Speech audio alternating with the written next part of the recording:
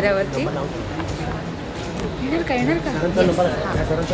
Hello, welcome back to my channel. आज आपल्यासोबत आहे हसताय ना हसायलाच हवाची सगळ्यात मोठी आणि मेन किरदार जरी आपण म्हटलं ना हरकत नाही आहे बरं का. अरे खरंच आम्ही सगळ्यांनी तुमचं नाटक बघितलं आणि काय टायमिंग आहे यार तुझी, म्हणजे इतकी परफेक्ट ॲक्टिंग करते ना भाई ही, खरं सांगते. आणि टू बी ऑनेस्ट हिच्याकडे बघून मला असं वाटत होतं की यार कधी मला जमेल का अशी ॲक्टिंग करायला. हो, तू काय प्रिपरेशन्स केले या रोलसाठी, तुझी काय तयारी आहे?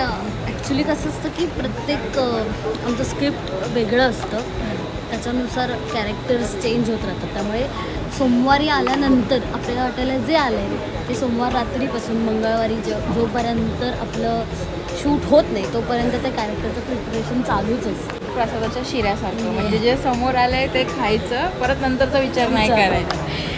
इतका सुंदर सेट यांनी सजवलेला आहे, एवढा सुंदर सेट बनवलेला आहे.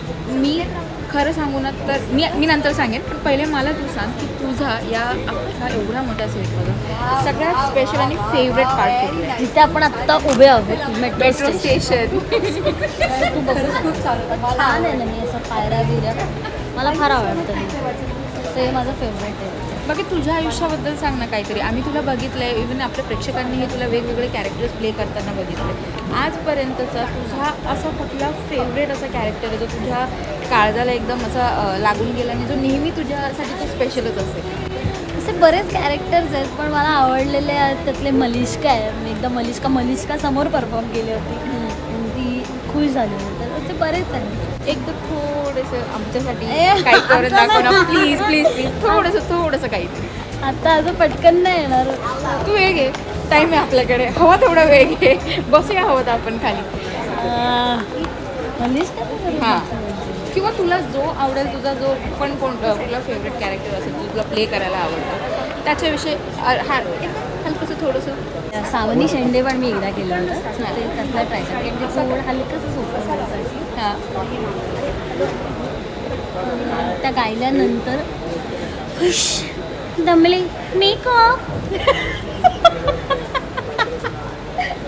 खूप सुंदर बघितलं तर नाही खरंच खूप सुंदर करतेस to be honest. I be honest with, ठीक आहे. सो मी एक प्लस साईज आहे, ठीक आहे, आणि मी तू सुद्धा प्लस साईज आहेस, ठीक आहे, आणि हे एक्सेप्ट करण्यात काही प्राऊड प्लस साईज, ठीक आहे. सो प्लस साईज असल्यामुळे ना आपण जेव्हा कुठला किरदार करतो किंवा म्हणजे असं होऊन जातं ना आपलं थोडंसं काहीतरी एक अशी स्टेप जी नॉर्मल लोक करतात पण आपण काही केलं ना आपण लगेच ट्रोल होतो.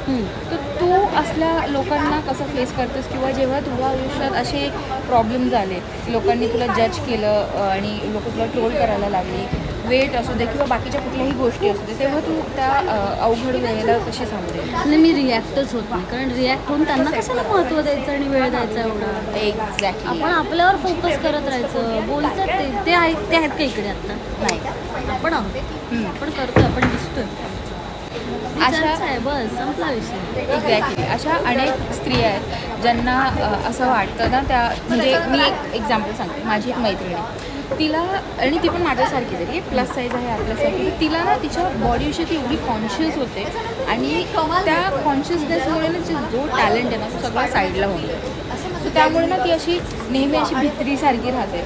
एक मेसेज तिला देऊ शकशील का? आणि तेव्हा टॅलेंट आहे ना, तुला कोण थांबवू नाही शकत. तुझी साईज आहे, तुझा रंग आहे, तुझी हाईट आहे, नाही, टॅलेंट महत्त्वाचं आहे. टॅलेंट असेल तर तू जग जिंकशील आणि तुझं कॉन्फिडन्स, बस. हेच हवं होतं आपल्याला. जाता जाता आपल्या प्रेक्षकांना काय सांगशील? बस खूप प्रेम करा आमच्यावरती. नवनवीन देण्याचा प्रयत्न आम्ही करतो, हसवण्याचा प्रयत्न आम्ही तुम्हाला करणारच आहोत. तर शनिवार आणि रविवार रात्री 9 वाजता कलर्स मराठीवर बघा. हसताय ना, हसायलाच पाहिजे.